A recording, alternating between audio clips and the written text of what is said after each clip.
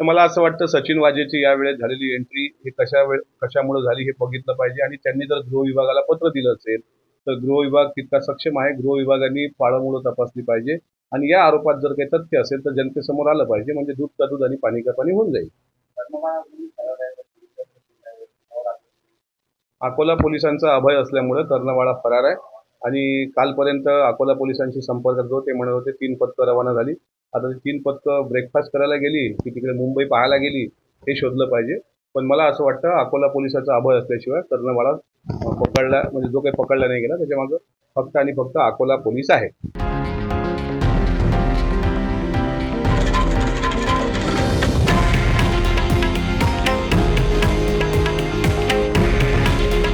हे आहे देशातील नंबर 1 न्यूज नेटवर्क आणि आपण पाहत आहात TV9 मराठी. काळजी तुमची, हित महाराष्ट्राचं.